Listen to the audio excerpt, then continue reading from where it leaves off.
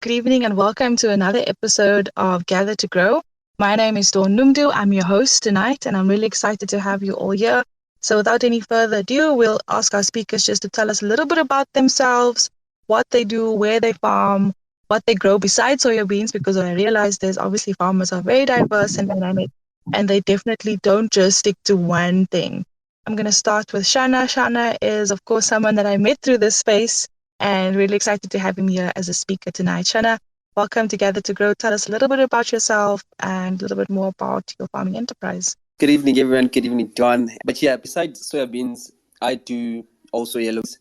And just to the running cash flow, to have liquid always at the farm, I have vegetables running by, things like cabbages, broccoli, and also a few herbs like rosemary, thyme, and mint as well. There are other projects on the other side beside farming. Those would be my main commodities in farming. Oh, and I'm in KZN.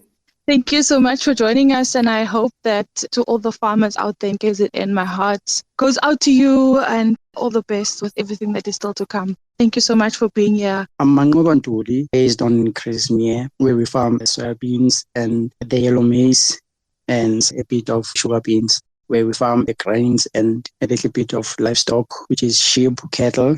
Thank you so much, Ntuli Nkosana Mtambo, aka Farm Boy. My name is Nkosana, aka Farm Boy Mtambo, farmer in the Eastern Free State, a town called Vrede and Frankfurt, whereby I'm doing mixed farming. I'm doing cattle farming and grains. Well, cattle, I'm doing Bonsmara breed. Well, when it comes to grains, I'm specifically focused on yellow maize and soya beans and sugar beans. So, thank you so much, everyone, to all my speakers, Shana and Nkosana and Julie. Thank you so much for joining me. So this year, there's predicted to be 1.8 million tons of soya beans harvested, and the biggest contributors, of course, coming from the Free State and Mpumalanga in the northwest. What is the ideal climate or regions where soya beans are grown? And also, what made you want to venture into growing soya beans to our speakers? Let me start with you, Shana. I doubt that we'll reach that with these current floods and also what happened previously. During the planting season, it was just heavy rains left, right, center. Soya beans is more rather or less just like as any other beans. So their climate conditions, they do prefer not cold weathers. You can't plant them in a frost environment. Your environment needs to be frost-free zone. In KZN, we are only able to plant them, say, from September towards December. But the season is open as from September towards December this side. That's when we can actually plant them. I'm not quite too sure about other provinces, but our region allows us to plant between September and December. And I myself, I always plant late. This season, I planted literally during the last week of December from the 25th till the 31st. So I was busy while people were partying and out there. I was busy trying to get the soybeans on the ground. And it actually worked in my favor because of the floodings and the rains that have been just, on and on and on and on. And to answer your question as to why soybeans, I won't lie. At first, I wanted, because I'm doing this thing with my brother, we wanted to just do maize because we made so much money through maize alone on our previous seasons. But then due to the pricing that we've seen throughout the years, when you look at the soybeans, the current ton is roughly now at 9,000. And previously it was around 7,000, 8,000. So when you look at the maize one, it's roughly there at 3,000, roughly. And you can go down to about 2.7 to 2.8 thousand rand a ton. So that will be our main drive towards the soybeans. And the industry is open at large. Like there's a lot of things that you can do with your soybeans alone. I think that's why we then ended up to venture fully into soybean production. Thanks so much, Shana. Nkosana and Tuli, do you agree? I also understand that soya beans are also ideal as a rotation crop, allowing farmers, to save money on fertilizers. Is this what you guys are also doing? What the other speakers have just said, it's true. And it's also true that, let's say previously we're not using fertilizer on the soybeans. But as time goes on, we've realized that the more we're not using the fertilizer on the soybeans, we end up losing. So now it's more likely the same, besides doing it for a crop rotation. Thanks, Ntuli. Nkosana, your input? I agree with the farmer that just told us about his experience in the soya beans. And just to add on it, for soil rotation, it's very good. Trust me. In terms of nitrogen for your soil, it's very good to rotate your soil. What we specifically do, Tina Lapa, at our farm, do a soil rotation every 3 years. Let's say the last year we planted maize and the following year we had to plant soyas. We didn't add any fertilizer and the yield was very good. Now that we planted soyas again, we had to add a bit of fertilizer just to get the pH level of the soil in good check. and just to not reach the low average. But in a nutshell, just to say, I agree with the farmer who just spoke then. I fully agree with it. Thanks so much for your inputs. Let's talk about soybean cultivars and what are the options to choose from in South Africa. Kosana, do you want to take this one? People should just remember that based on your cultivar, it's based on the soil results. It's very important as a farmer or maybe someone who's starting to say that I want to venture or into soybeans. Get your soil samples, know the level of the pH of your soil so that you don't plant just with a black head without any knowledge. I always even advise people that it's not only about the type of soil, it's knowing about the history of the soil, what has been through that soil. So what I mainly advise people that if you're willing to venture into the soybeans, you should also know that it's a high-risk crop. It's not like your maize. The soyas don't recover easily like your maize. Like myself, I got a hail last year because I planted the soyas a bit earlier. And I was looking at the tonnage, it was looking very good. But at the same time, I had to replant because I told myself that I'm going to plant soyas. I planted them last year. I saw a good yield. So what is very important in this one is that you should know that it's a risky crop. Another example I would make is that soyas are not like maize. When you have to harvest your soyas, you need to harvest them the same time. Like when it needs to be harvested, there's no waiting like you do when you have your maize. Because I could make a simple example. My neighbor should have started harvesting last week, but because of the floods and the rain, he can't start harvesting. Today he came and showed me that he's losing a lot of money because the soyas are starting to break out of the shells and they like blasting. So I would say it's one of the riskiest crop, but at the same time, I think it's doing good in the current market. I would encourage people to plant soyas. Yes. Thanks, Nkosana. Shana and Tuli, do you have the same experience in terms of harvesting this crop and also the risks involved with this crop? And when it comes to soya, you have to make sure before planting the soya beans, you must make sure that you are having someone who will help you with harvesting. Because once you lose your day, you can make a loss of thousands and thousands of money. And in planting the soybeans, I think you have to have the history of the rainfall. Like you have to know when it's raining and when it's stopping, because there are different types of cultivar that can be used. There's the short grower that can work if maybe the rain come late, maybe towards January or late December. That's only cultivar that can help. But if there's too much rain,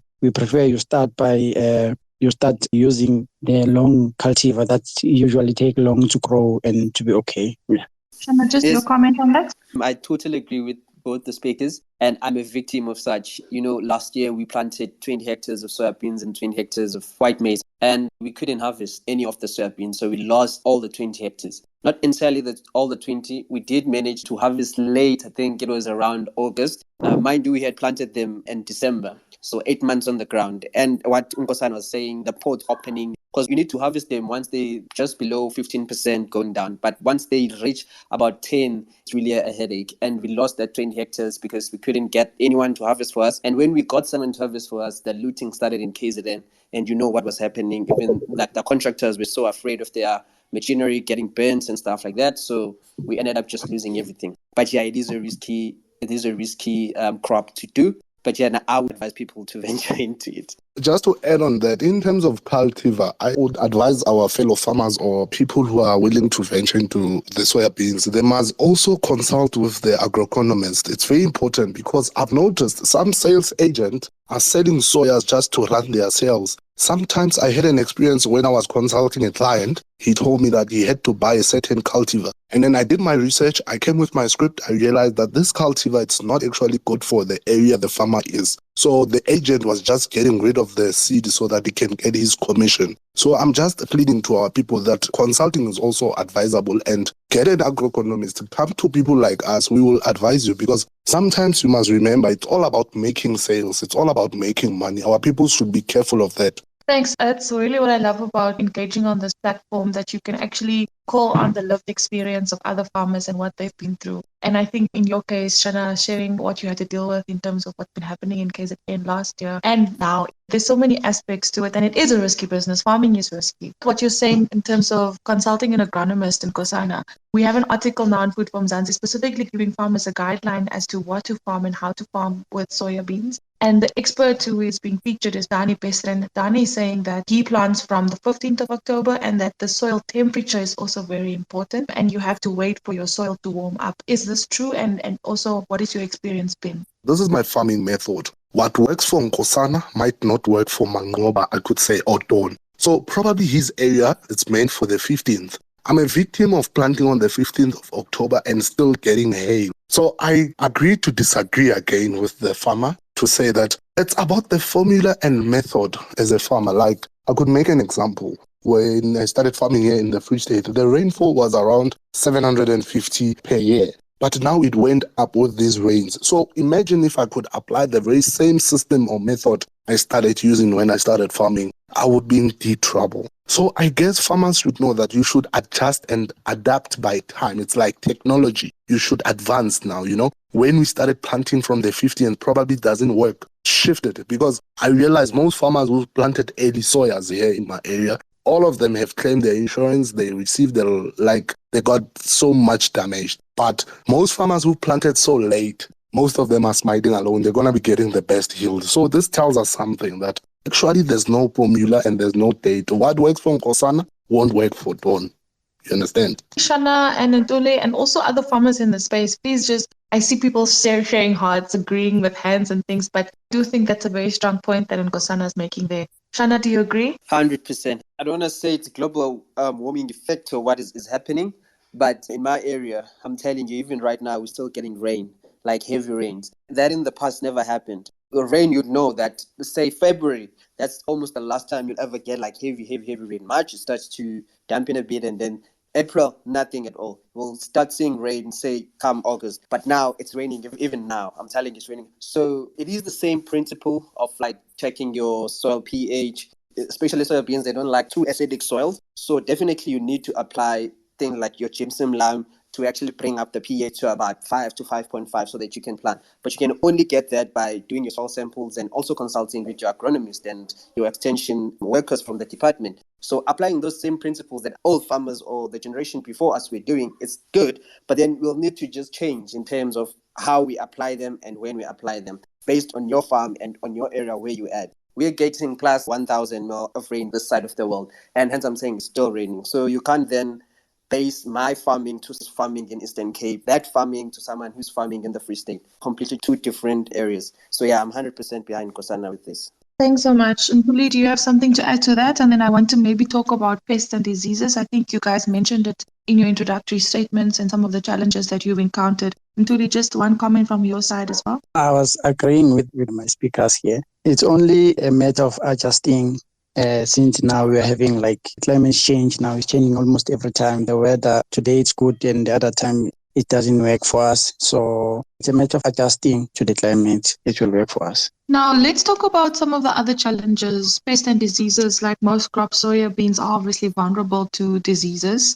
As I understand it, a lot of it is linked to timing, and the weather as well. So what has your experience been and what advice can you give to other farmers that they need to be aware of when it comes to pests and diseases? Nkosana, you can take the floor. I always say that prevention is better than cure. Unfortunately, I've never experienced any pest or diseases that affect my crops because I play safe. One thing for sure, I will always tell our farmers that you'd rather spend a lot of money in fixing your soil than having to spend a lot of money in planting large population. There's a say that says your house foundation should be stronger so that when you build the walls, they don't collapse. So, I start from the soil. I make sure that my pH is in good standard, and then I make sure that maybe I put on some lime just to make my soil comfortable. One thing I always do is I use pesticide and herbicide. I go for the most expensive brand, tried and tested, because in farming, most of our people love these shortcuts. You end up experiencing maybe getting these types of worms or getting these types of locusts on your crops and everything. But in the process of making soya, I've honestly never got any problems.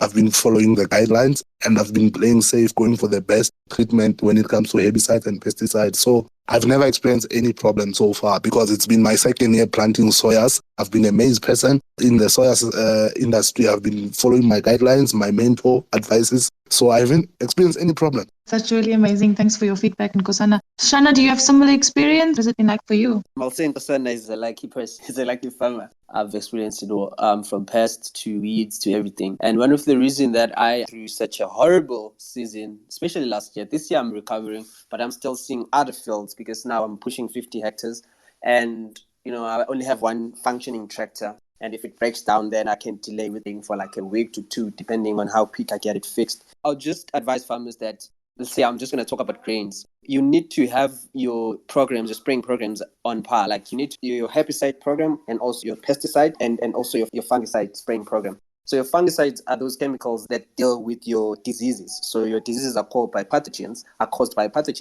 And so if you apply things like your fungicides, they can act as a vaccine. They can protect your plant from these pathogens. And then your other sprays is your insecticide. So you're eradicating insects from the field. So I apply something called IPM on my vegeticide. It's an integrated pest management control. So you go there and then you scout, you see if pests in it, and then if you see they're reaching a certain threshold, which we call it an economic threshold, then you start spraying. But on the grain side of things, an interval of at least 2 weeks. Every 2 weeks, I'll go in and then I'll spray my insecticide. I usually spray with the contact insecticide. So I need to see that they are actually insect on the fields, and then I'll come in and spray. And then the last one is your herbicide. So there's like a pre-emergent and the post-emergent. So the pre-emergent is the one that you spray before. So after you disc your land, then you spray it. So it kills the plant from underneath the soil.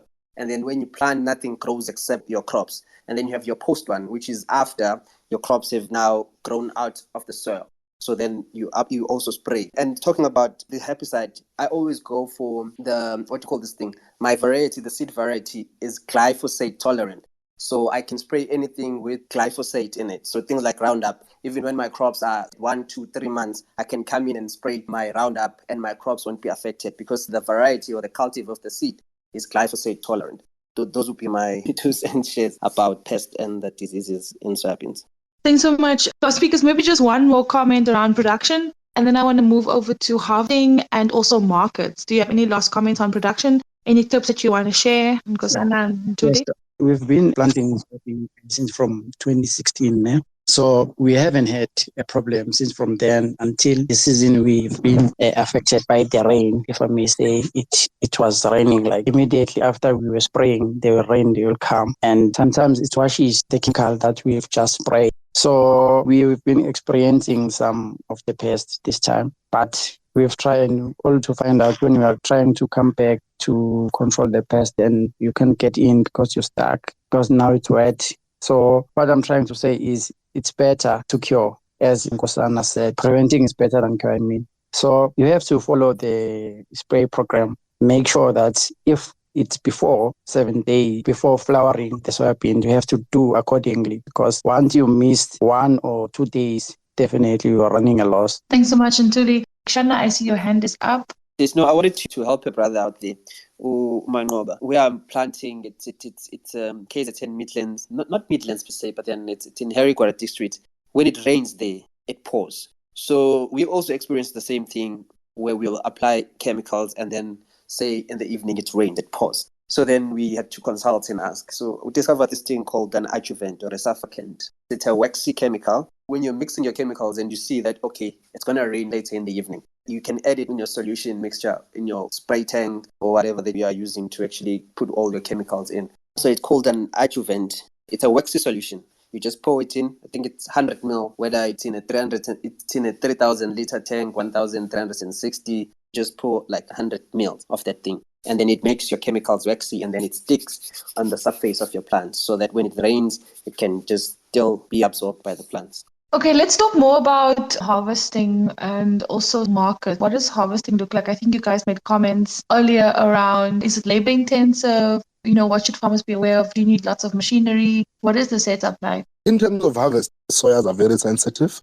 and it's not much labor, but they're just sensitive, and it's about time. It's like they don't have time. I call it the impatient crop. Normally what happens is that when you need to harvest your soyas, that's why like my fellow farmer speaker said that the temperature, you must know the certain temperature. Let's say that you must have maybe the needed equipment, because specifically soya has its own harvesting machinery and it's different header from a combiner. So you got to have those things in place, because when you need to harvest it, you need to harvest it. It can't wait for you. At least in maize, you could wait 2 or 3 weeks, but soyas don't have, they're just impatient. So the ton is looking very good this year. I did a fixing of my prices when the ton was around 9.4 per ton. So you can imagine you have to harvest something like 700 hectares, and then you'll be getting your, for argument's sake, we're going to be saying, I'm speaking of myself now, I'm looking at 3 tons per hectare. This is based on my production. So the ton is looking very good. The market is very good, thanks to the Ukraine and Russian or whatever it is. So it's a blessing in disguise, but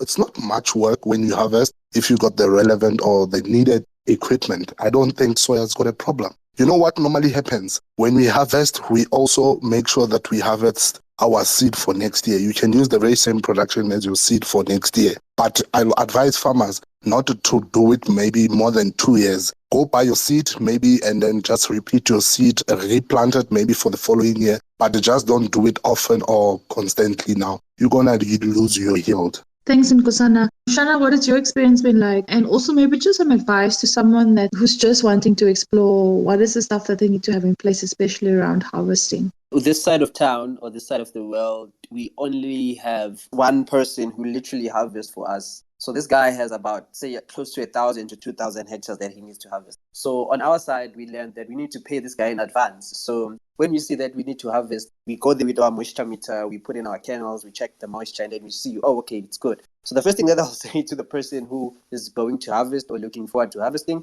you need to get your silos. Where you're going to store this thing if you need to store it. So you need to have like silos. There are movable silos that you can build using a sail. They can store up to about 150 tons of any grains. So you need to have the storage facility up to par, like it needs to be in good condition to store your kennels. And then the second thing is you need to pay the person that is going to harvest for you. Soyabeans, well, you can try harvesting it by hands, but maybe if you have like 2 hectares or 3 hectares, it is possible. But if you are paying for about 100, 200 or more, you can never harvest it by hand. So you need a combine harvester. And this side, combine harvesters per hectare, they charges, last season it was what? I think it was 1.3, 1.4 excluding diesel. So it's a lot of money that you need to also set aside for that. And then lastly, you need to have your market offtake agreement in place. Luckily on our side, and likely to anyone who's farming soyabeans, the market is open. I can mention a few, but I don't want to mention names, these big marketing guys, but grains are traded on JSE. So they're like a traded commodity. You can even go right now and check. Let me just say, there's a site called Grain SA. You can go there and then check the Safex prices. Currently, the ton of soybeans is at 9,300. So, Nkosana, you did very well, my brother, for that price fix. So there's another thing that we go into in this grain sector, and it is traded on this JSE as a commodity. So you can say you're planting 20 hectares, you can go into an agreement with an off-taker immediately when you plant and say, okay, I've got 20 hectares of soybeans and I know that I can do 2 tons a hectare. So then you go to him and say, okay, the prices that I would like the market maybe 9,000 rand, and I would like to sell it to you at that price, at that current price market. But then the problem or the cons into that is that if you can't meet that target, then the problem is onto you. You will need to go and get wherever you will get the surplus to supplement your produce and sell it to them. Just get your market, your combine harvester needs to be close by, and have your storage facilities on par. Thanks so much, Shana. And Tuli, maybe just your comments on this as well. What has your experience been like, and what can you specifically share with other farmers on your lived experience farming with this crop? Transport, you have to be sure where your transport are. Like when during harvesting, you must make sure that you have your own transport to transport your grain to the silos. Since in our side, we don't have the storing room where we can store our soybeans. So we just, since from the field, after harvesting, we just take them to the silos. So we just prepare the combiner, and the trailers must be on track.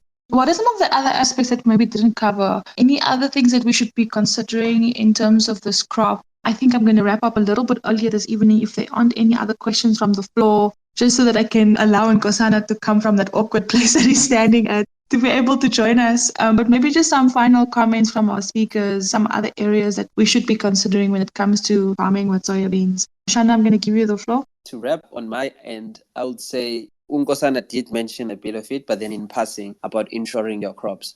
Please insure your crops. Please. I'm just going to say that. Like you can have a very great season and then in an instant, overnight, you can lose it all. So just please insure your crops. I know it's a lot of money, but compared to what you're going to get, when you harvest or if you lose it all, it's nothing. So please just insure your crops and join us and fill the wreath. Yeah, I think that's a very important point, and I think a lot of farmers are taking it a lot more seriously, especially in light of what has happened in recent days and weeks, actually. So thanks so much for that very sound advice. Julie, just last comment from your side in terms of areas that new farmers or people who want to venture into soybean should be considering. Last comments just from your side. What I can say to our new farmers that can willing to start as soybeans is they have to seek for knowledge before starting it. They have to know their soil, their rainfalls on which it starts, because it's differently. Sometimes it's usually start in September, sometimes in October. So they must know when it's the right time to plant soybeans. Like in our environment, we normally start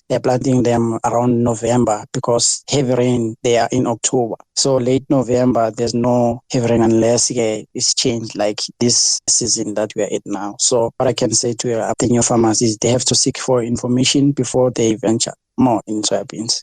Thanks so much. And of course, Food from Zanzi has a number of resources, and the space will also be available for anyone who missed any parts of it or would like to just review some of the comments made by our speakers tonight. And we've done an article on this topic as well about how to get started. That's also on our Farmers Insight Track channel. Nkosana, just the last comment from your side, also just advice to all of our farmers in the space and anyone else who's interested in agriculture. I always assume that it's farmers. I think there's so many different people here. Your last comment, Nkosana. To farmers who are willing to come and say, we want to start planting soyas, they must understand that not taking a risk is also a risk on its own. So most people are saying that's the most riskiest crop. So going forward is that I said it before that what works for Nkosana might not work for Dawn. Some people will be discouraged by what happened in the neighborhood or in the area, not understanding probably at my farm this won't happen. So I would still say to them, guys, go and take trials. If you have, maybe take your 1 hectare or 3 hectare, do your trials, check how does it go. This might be a breakthrough for people to understand that I ended up going full force to planting soyas. I took a risk. I did some trials and I saw them working out good, not knowing that the fertilizer is going to be so much expensive. And I ran away from maize and I didn't plant a lot of maize. I planted soyas. So to upcoming farmers or people who are willing to farm, Food from Zanzi is here. We are here as farmers who will give you knowledge. My method of farming and for success, it's simple. I consult 2 or 3 farmers or 4 farmers. Consulting is very important because majority of what they say probably might be the solution to what the problem is. So to our fellow farmers and viewers tonight, no, thanks to them and good luck to all of you guys. And to my fellow speakers, thank you very much, guys. Thank you so much, Nkosana. Thank you so much, Shana. Thank you so much, Ntuli, for joining me on the space. I was flying solo tonight, and I appreciate you being here and sharing your advice and your expertise. I think the one thing that I've learned and come to love about the agricultural sector is that farmers help other farmers. So I really appreciate you, and I appreciate you coming through and sharing your knowledge and contributing to this topic. That brings us to the end of tonight's session. From me, Donumdu, your host. It was a great time here, and everything of the best with all of your farming endeavors and whatever you're doing in agriculture. Just continue to gather and to grow and to do the best that you can. We're here to support you. All the best. Have a great evening.